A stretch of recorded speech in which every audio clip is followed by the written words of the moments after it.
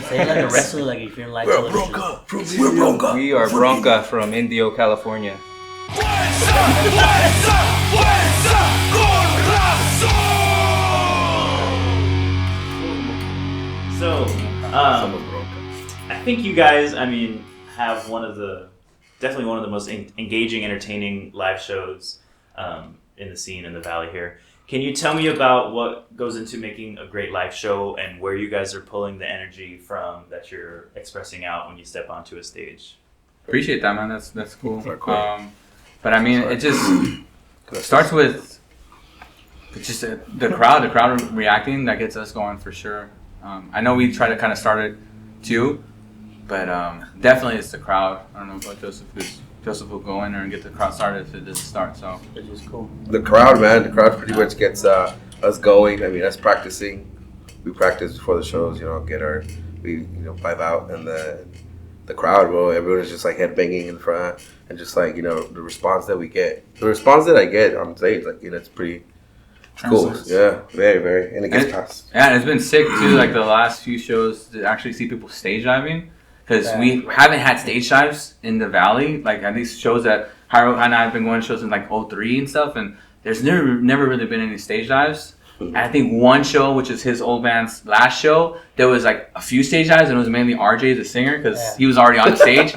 But as soon as the set started, like everybody starts moshing and stuff, which is cool. But it's cool seeing people stage diving out here. Like I never honestly thought I would see that, especially not at our show. So that's And it's sick. one of the most coolest things to actually see live. At that time playing, it was like something that we wanted as well, right? Yeah. But it was just, the pit was just open and it was just too big, and and just seeing it now where everybody moves up and they're just like singing along, or even if they know the lyrics, still kind of doing their thing. It's really awesome. Yeah, keep closing that pit. Yeah. Closing that pit. Pull up. Yeah. It's the best part. Yeah. Yeah, and it's just you talk about stage dives, right? Because up until recently, there haven't been a lot of actual stages to dive off of, right? It's been hard, grassroots in the backyard, in the dirt, on the floor, maybe a carpet out if you're lucky. You'll be surprised. You'll be surprised. And plywood. And it's not credited to any venue in particular, but there has been actual stages, because we've played at 3 or 4 different stages now, and every time we play somewhere where there's even moderately a stage, somebody's jumping off of it, so it's sick. Yeah, what's it been like, especially you guys as musicians? You mentioned being, going to shows in 03 and seeing the change that the Valley has gone through. How has that been experienced both as a music fan and as a creator of music here in the scene? It's crazy because it's super cyclical, that's over 20 years ago, and it's almost like I'm 36 right now, and I'm seeing it, what I used to see as a 14-year-old, 13-year-old, and I'm seeing the kids do it again. Like they're straight up wearing Janko jeans and stuff, and that's what I was wearing as a freshman in high school, And so we went to shows all the time, but out of town to get the energy that we're getting here now. So it's really, really cool to see the evolution of, we would only play backyard shows to save up to maybe bring out a moderately big band, to now it's like every show it seems like it's like a big show, So it's really, really cool, and I feel fortunate to see that progression.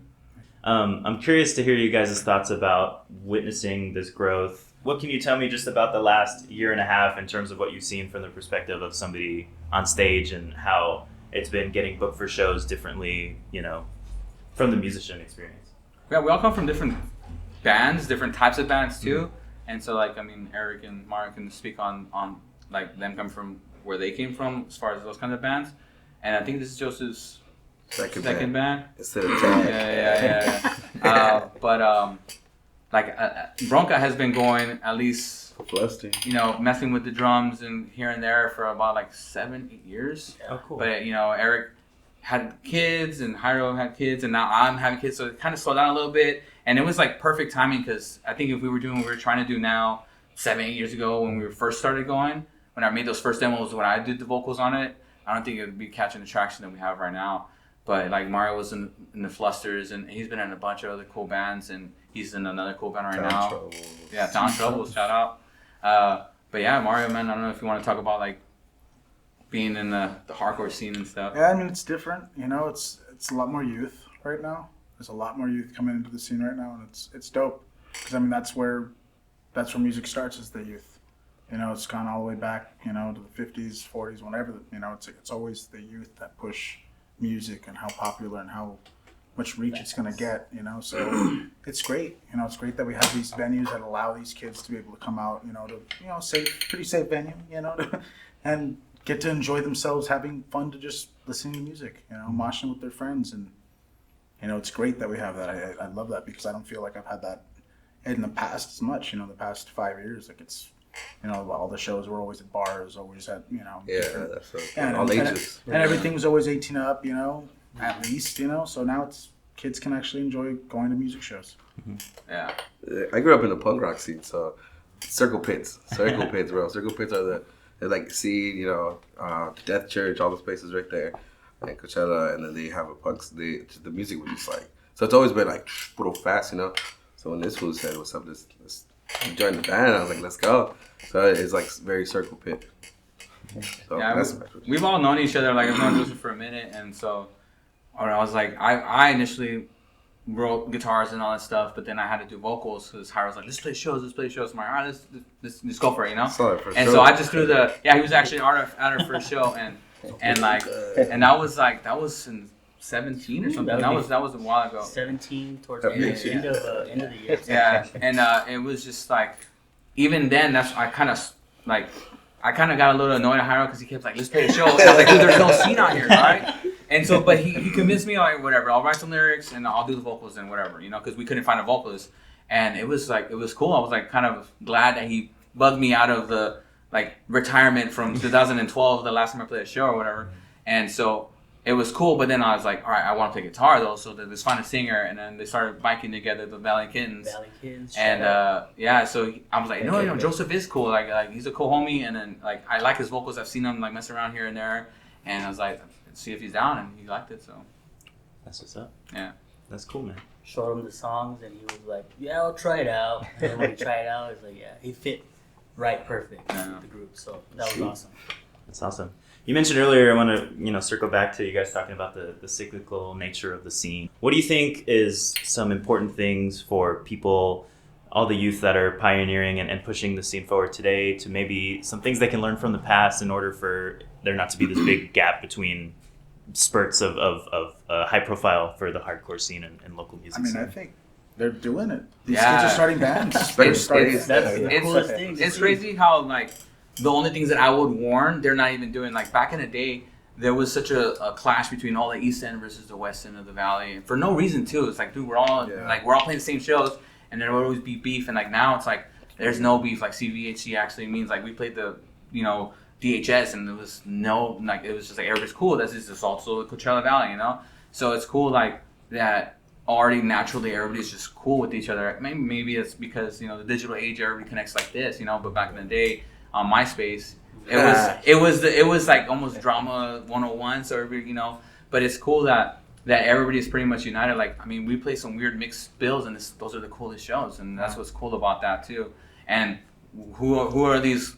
Bands that are playing high schoolers. We've been playing with high school bands and, mixed bands of people just out of high school or whatever. And it's all been so sick. Yeah.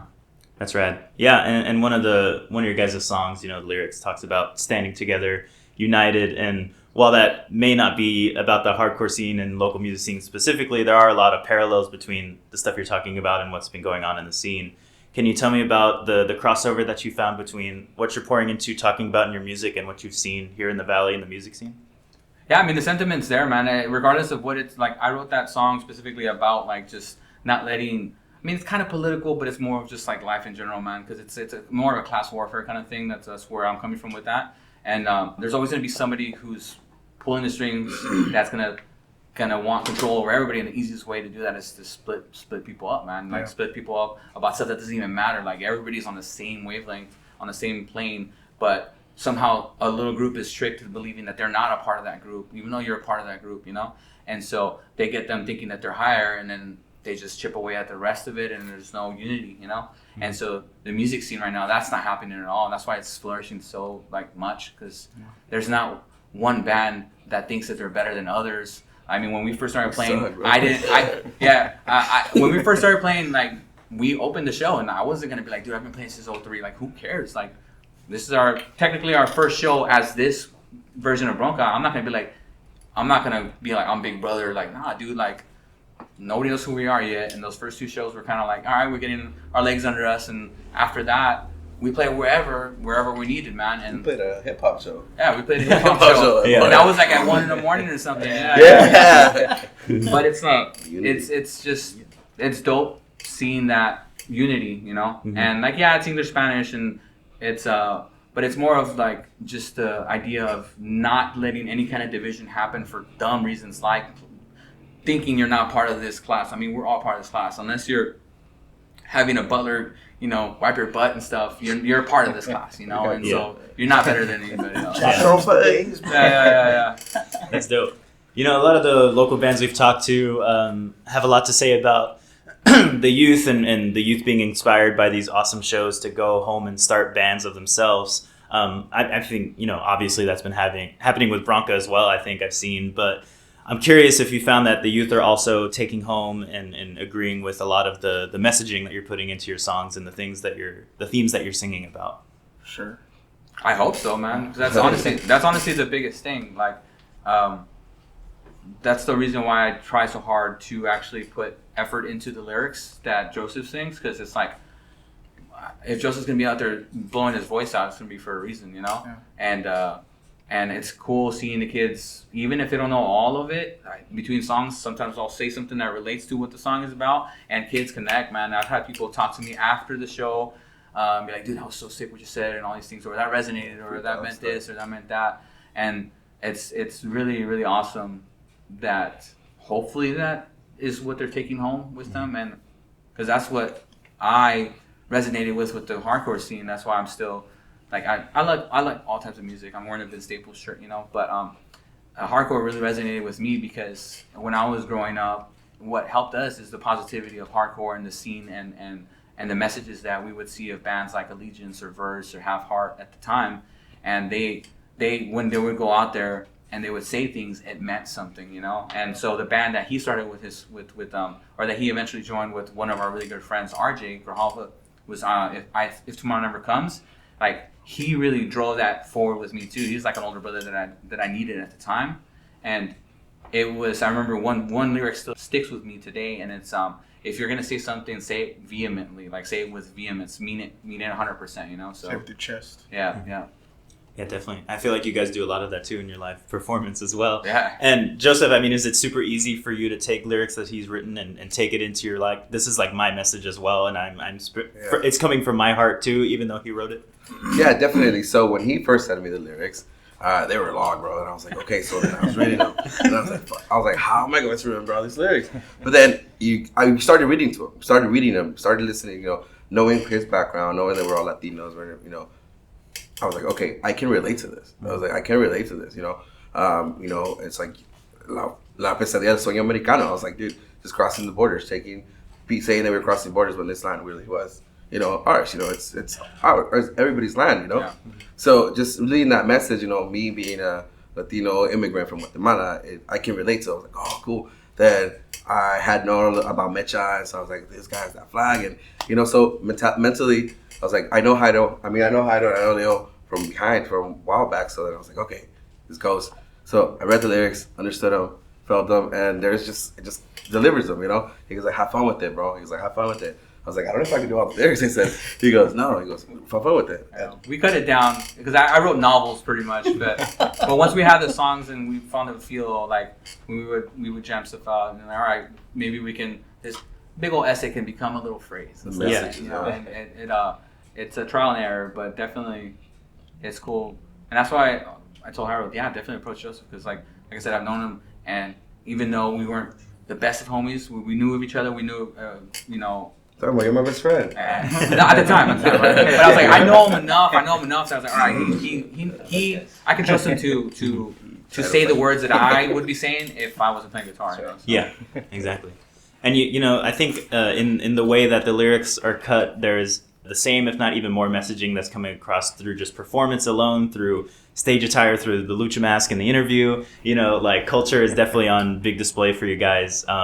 Can you walk me through that process of having this band really push a message forward in terms of representation and the trials and tribulations of, you know, Latino culture and what people are really taking away from like a Bronca show?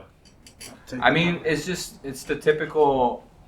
I hate to say it like that. It's typical, but it is. It's a path that we all seem to follow because of how we're structured in our neighborhoods and all these things. And regardless of how I grew up in the '90s and kids growing up right now, they're gonna grow up very similarly, regardless of social media or whatever. The neighborhoods they're in, the homes that they're in, the culture, the food they're eating and stuff, and that all resonates with everything else. So.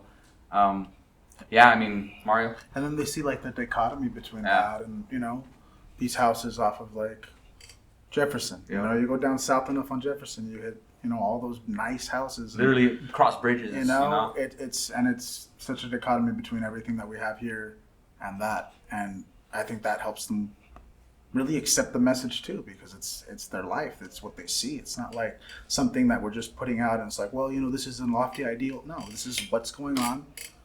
And they resonate with it because of that. You know, it's their life. It's their shared experience. Yeah. And that's why when we're practicing, we're really focusing on like, all right, let's get the song right, you know, because we don't practice so often and then, you know, and we're pulled in so many different directions in our lives. So when we're in practice, we're literally just focusing on, all right, are these songs sloppy or not, right? And clean it up. So we don't really focus on like, all right, when we get on the stage, I'm gonna put this flag up, and like it just kind of happened naturally. Like we're trying to throw this flag up because, you know, I grew up in the unions and stuff, and all of us are unionized, I think. Yeah, I'm unionized. Yeah. So we're on unions somewhere, you know, teacher union or you know, teachers.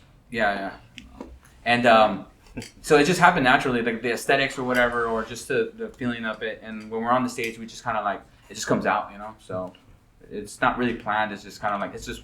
We're really walking the talk, you know. You know? You're being your kind of full true self on stage, and like we're not like completely different people, you know. We're all pretty much the same dude that worries about the same stuff because of our upbringing, you know. Yeah, definitely. Yeah, and just being Latino, pretty much. Yeah. Just singing to our raza, you know. Singing to them. That's cool. It's like, you know, we're all like looking at our little cousins. What's up? Let's go. You know?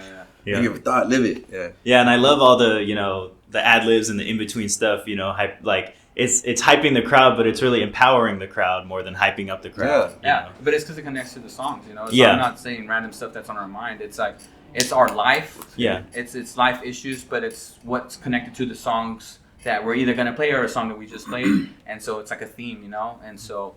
It makes sense and it's cool that it really affects the crowd like that, especially because that's literally where we're either when we just played or where we're about to play, you know.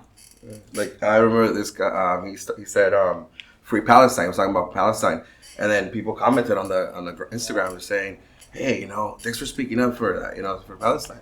Yeah. So, you know, no matter like what we're singing, what we're playing, it relates to the community, you know, the community. Yeah, and like kind of how you mentioned earlier, like. It can be viewed as political, but it's really just life. It's life issues. Like there's no more. This is just how it is as us, and we're putting it forward, and that's what you get. Yeah, because it doesn't really matter which way you vote, man. Like if you're not in power, you're just like everybody else. You're on the same playing field, man. And that's where people get it twisted. They think they get so hung up on one issue that they become politicized in their mind on every issue. It's like it doesn't have to be like that, you know. You guys talked about how the music scene has evolved and how, you know, it's taken a lot of steps so far and it's come a long way. It's more inclusive. I was just wondering if there's anything you guys would like to see either individually as a band or throughout the whole scene, things that we can do to make it even go farther, progress it even more, or just anything in particular that you'd like to see in the scene going forward. More bands, more shows. More bands, more shows. Variety, man. I mean, the variety's here. It's there, man. Like we got Tom Triple's doing the sickest like thing that nobody else is doing, you know.